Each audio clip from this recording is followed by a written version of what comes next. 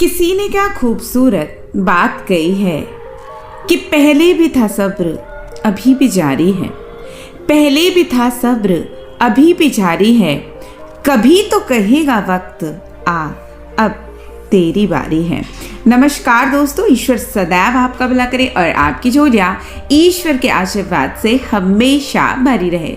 तो दोस्तों, बात करेंगे एक कहानी की, खासकर एक कहानी उनके लिए जो अपनी ज़िंदगी में बहुत सारी परेशानियों के बीच फंसे हुए हैं, जो ये नहीं समझ पा रहे हैं कि आखिर ये परेशानियाँ, ये दिक्कतें, ये मुसीबतें आखिर ख़त्म कब होंगी।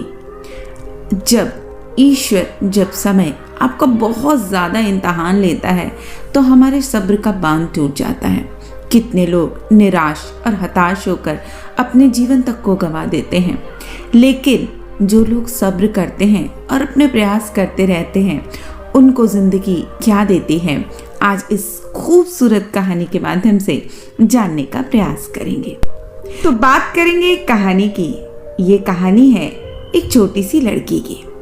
एक बार स्वर्ग से घोषणा हुई कि भगवान सभी को सेब बांटने आ रहे हैं, ऐसा सेब जिसे खाकर इंसान हमेशा खुश रहेगा। अब सारे लोग भगवान के साथ प्रसाद की लाइन में खड़े हो गए, क्योंकि उनको इंतज़ार था अब भगवान एक एक करके आएंगे और सबको एक एक सेब देंगे। अब एक छोटी सी बच्ची बड़ी उत्सुक थी, क्योंकि वो पहली बार भगवान को देखने जा रही थी। एक बड़े और सुंदर सेब के साथ भगवान के दर्शन की कल्पना से ही खुश थी। अंत में प्रतीक्षा खत्म हुई।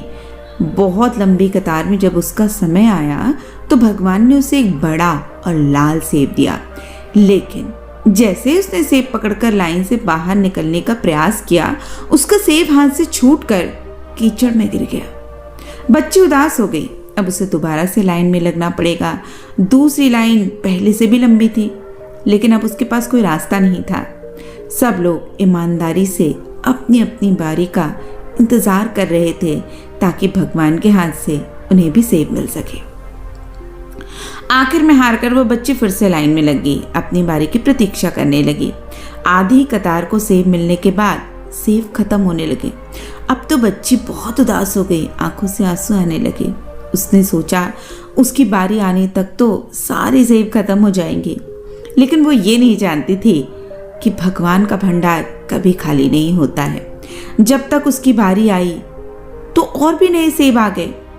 भगवान तो अंतर्यामी होते हैं, बच्ची के मन की भी बात जान गए।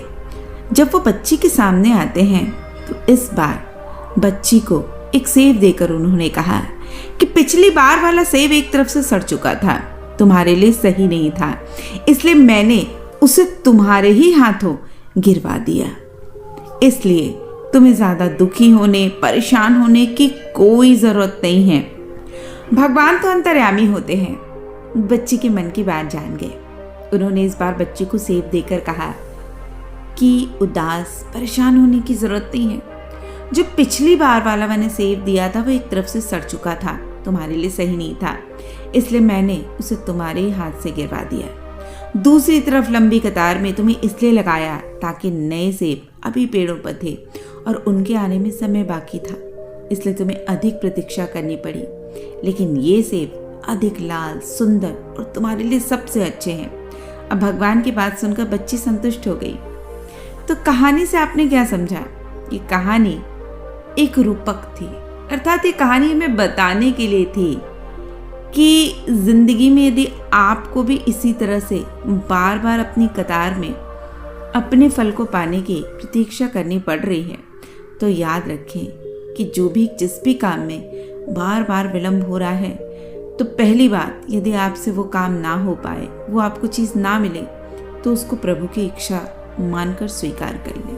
उसके लिए दुखी, परेशान ना हो। जिस प्रकार हम अपने बच्चे को उत्तम से उत्तम देने का प्रयास करते हैं, उसी प्रकार भगवान भी अपने बच्चे को वही देते हैं जो उसके लिए सबसे अच्छा होता है।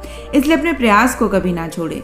एक न एक दिन भगवान आपको वो चीज़ देंगे जिसके आप सबसे ज़्यादा काबिल होते हैं। जो व्यक्ति ईमानदारी से अपने प्रयास को करते हुए अपनी बारी का इंतज़ार करता है, एक न एक दिन प्रभु उसकी झोली इस तरह से भरते हैं कि उसने कभी कल्पना भी न की होती है।